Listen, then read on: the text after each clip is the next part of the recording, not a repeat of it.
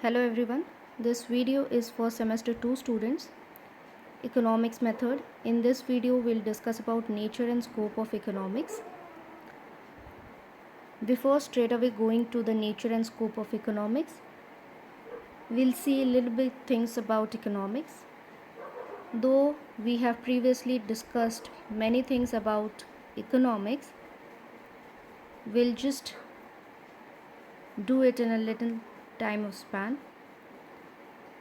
Economics is a study of the factors affecting the size, distribution and stability of a country's national income. It studies how the national income grows over the years. तो यहाँ पे हम लोग focus कर रहे हैं national income के ऊपर कि इकोनॉमिक्स एक ऐसा स्टडी है जो नेशनल इनकम के बारे में बताता है कि वो हर साल किस तरीके से ग्रो करता है. Thus, a study of economic growth and economic stability forms an integral part of the study of economics.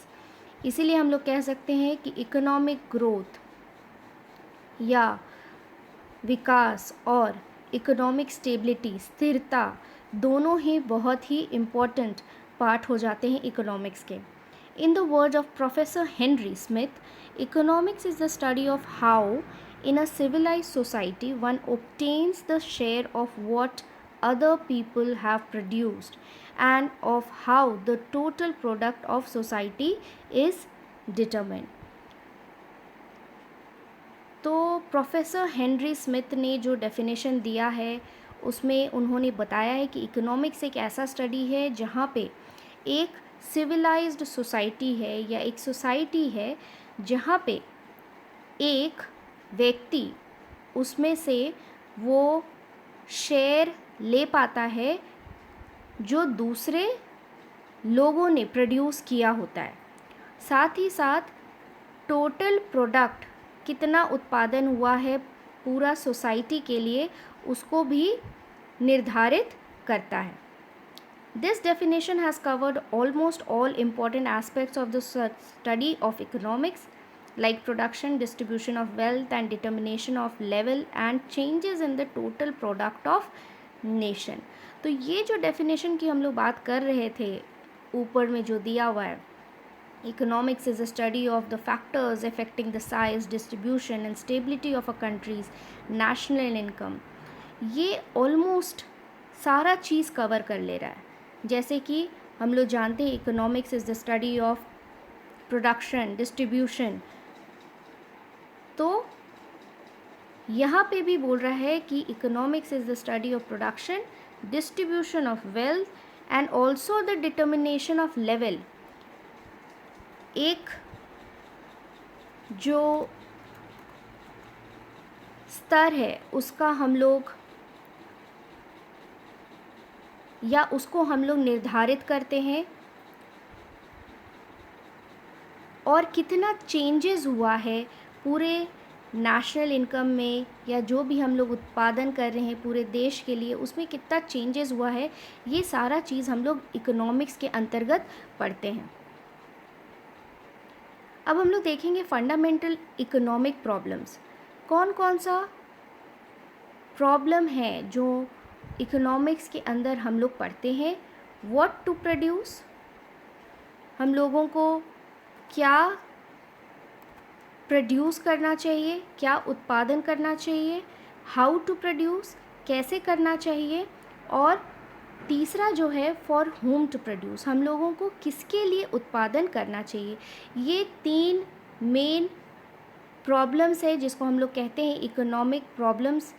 इसके बाद हम लोग और भी कुछ कुछ देखते हैं जैसे कि are the resources economically used, जितना भी रिसोर्सेज है उसको हम लोग सही तरीके से इस्तेमाल कर रहे हैं या नहीं कर रहे हैं. प्रॉब्लम ऑफ फुल एम्प्लॉयमेंट जो हम लोगों को अभी भी फेस करना पड़ता है, जैसे कि हम लोगों के देश में या लोगों के बीच में हम लोग फुल एम्प्लॉयमेंट नहीं देख पाते हैं, मतलब सबको रोज़गार नहीं मिलता है. उसके बाद है प्रॉब्लम ऑफ ग्रोथ. तो तीसरा जो हम लोग बात करते हैं ये है प्रॉब्लम ऑफ ग्रोथ या विकास, विकास में परेशानी. तो ये सारा प्रॉब्लम्स जो हम लोग इकोनॉमिक्स के अंतर्गत पढ़ते हैं. अब हम लोग आते हैं नेचर ऑफ इकोनॉमिक्स। तो जब भी क्वेश्चन आए नेचर ऑफ इकोनॉमिक्स क्या है, तो हम लोग पहले भी डिस्कस कर चुके हैं। Economics is a science and also economics as an art भी हम लोग देखते हैं। और कभी हम लोग नहीं कहते कि इट इज़ अ साइंस और इट इज़ एन आर्ट, बल्कि हम लोग दोनों ही कहते हैं कि it is both science as well as art. तो हम लोग पहले देखेंगे इकोनॉमिक्स एज साइंस। हम लोग साइंस क्यों बोलते हैं, ये हम लोग शायद लास्ट क्लास में ही डिस्कस किए थे कि इकोनॉमिक्स को हम लोग साइंस कैसे कह सकते हैं, क्योंकि एक सिस्टमैटिक नॉलेज की बात की जाती है साइंस में। जैसे हम लोग सर्टेन प्रिंसिपल्स रूल्स को फॉलो करते हैं, वैसे इकोनॉमिक्स में भी होता है ऑब्जर्वेशन, जिसमें बारीकी से चीज़ों को देखा जाता है, वो दोनों में होता है। एक्सपेरिमेंट्स किया जाता है, जो दोनों में ही होता है। और साइंटिफिक मेथड्स का उपयोग किया जाता है, तो वो भी दोनों में किया जाता है। इसलिए हम लोग कहते हैं कि इकोनॉमिक्स एक साइंस है। जब हम लोग बात करते हैं इकोनॉमिक्स एक साइंस है, तो अगेन यहाँ पे आता है कि साइंस में भी एक होता है पॉजिटिव साइंस और एक होता है normative science. Positive science only describes what is, क्या है। पॉजिटिव साइंस सिर्फ बताता है कि अभी क्या है, क्या चल रहा है। और normative science prescribes what it ought to be, क्या हो सकता है, ये नॉर्मेटिव साइंस बताता है। Also positive science does not include what is good and what is bad to the society, whereas normative science distinguishes between good and bad. तो positive science है जैसे कि वो बताता है कि अभी क्या है, तो वो कभी भी नहीं बताएगा कि आपके लिए क्या अच्छा है क्या बुरा है। वो जिस तरीके से जैसे भी हुआ है वो बस आपको बता दिया जाएगा। और नॉर्मेटिव साइंस हमेशा ये बताने का प्रयास करता है कि आपके लिए क्या अच्छा है और क्या बुरा है, क्या होने वाला है, इसके बारे में बात करता है। It also tells what should be done to promote human welfare. Normative science ये आप लोगों को बताता है कि अगर हम लोग ह्यूमन वेलफेयर की बात कर रहे हैं तो ये किस तरह या किस तरीके से किया जा सकता है। Economics as an art, according to Marshall Pigou and many more economics, sorry यहाँ पे इकोनॉमिस्ट होना चाहिए, is also considered has considered economics as an art. It is social science because the subject matter of economics is people or societies and their behavior which is unpredictable in nature. जैसे हम लोग बार बार बोलते हैं कि economics में हम लोग human beings के बारे में पढ़ते हैं, तो सोशल साइंस कहा जा सकता है इकोनॉमिक्स को, क्योंकि हम लोग सोशल साइंस में ज़्यादातर लोगों के बारे में पढ़ाई करते हैं और उनके सोसाइटीज़ के बारे में पढ़ाई करते हैं. Art is the practical application of knowledge for achieving particular goal. तो हम लोगों ने बात किया था, इसको पहले भी डिस्कस किया था कि साइंस को कहीं ना कहीं हम लोग कहते हैं कि थ्योरेटिकल एस्पेक्ट में वो दिया रहता है, और अगर हम उसको प्रैक्टिकल एप्लीकेशन करें तो वो एक आर्ट बन जाता है. Science give us principles of any discipline, however art turns all these principles into reality. यही चीज़ यहाँ पे मेंशन्ड है कि साइंस हम लोगों को प्रिंसिपल्स देता है किसी भी क्षेत्र के बारे में, सर्टेन डिसिप्लिन के बारे में वो प्रिंसिपल्स हमें दे देता है, और ये आर्ट का काम होता है कि उस प्रिंसिपल्स को हम लोगों को रियलिटी में कन्वर्ट करके दिखाता है. तो इसीलिए हम लोग इकोनॉमिक्स को भी कह सकते हैं एक आर्ट है. Coming to the scope of economics, broader version पे अगर हम लोग बात करें तो हम लोग दो ब्रॉड डिविजन्स देखते हैं. एक होता है माइक्रो इकोनॉमिक्स और दूसरा होता है मैक्रो इकोनॉमिक्स. हमें पता है कि माइक्रो इकोनॉमिक्स क्या होता है और मैक्रो इकोनॉमिक्स क्या होता है. Micro economics is the branch of economics that examines the functioning of individual industries and the behavior of individual decision making units like business firms and household. तो यहाँ पे हम लोग सिर्फ एक फर्म की बात कर रहे हैं या एक हाउसहोल्ड की बात कर रहे हैं, तो हम लोग यहाँ पे इंडिविजुअल की बात कर रहे हैं माइक्रो इकोनॉमिक्स में, या स्मॉलर यूनिट कह सकते हैं. माइक्रो जो छोटा है, वर्ड से ही पता चल रहा है, तो हम लोग उसमें छोटे वर्जन में पढ़ाई करते हैं, एक इंडिविजुअल यूनिट की पढ़ाई करते हैं।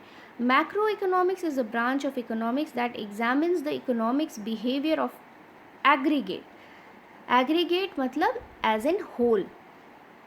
तो मैक्रो जो वर्ड है वो ब्रॉडर वर्जन है, माइक्रो छोटा वर्जन है। तो मैक्रो में बहुत सब चीज़ हम लोग इंक्लूड करने की कोशिश करते हैं और एज अ होल पढ़ते हैं, इसीलिए यहाँ पे वर्ड यूज़ हुआ एग्रीगेट।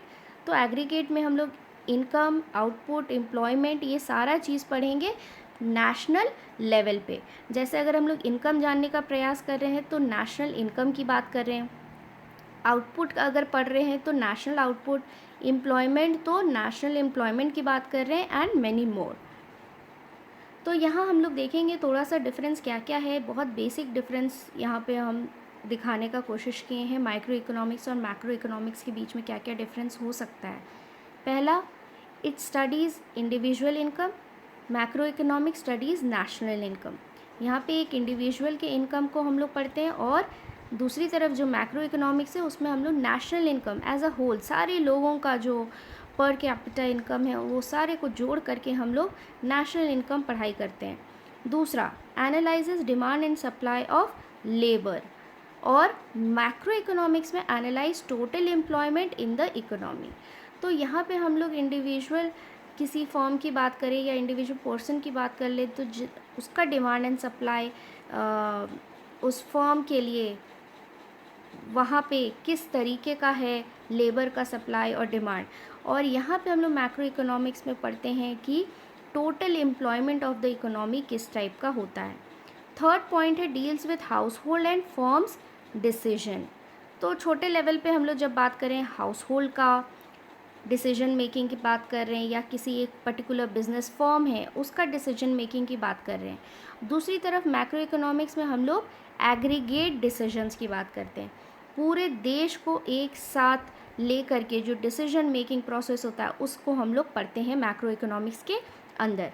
नेक्स्ट है स्टडीज़ इंडिविजुअल प्राइसेस। अगेन यहाँ इंडिविजुअल प्राइसेस से मतलब है कि पर्टिकुलर फर्म की बात कर रहे हैं या हाउस होल्ड की बात कर रहे हैं, तो यहाँ पे उसके प्राइसेस को हम लोग लेकर बात करें कि उसके अंदर जो कमोडिटीज़ या प्रोडक्शन हो रहा है उसका प्राइसेस किस टाइप से सेट करेंगे।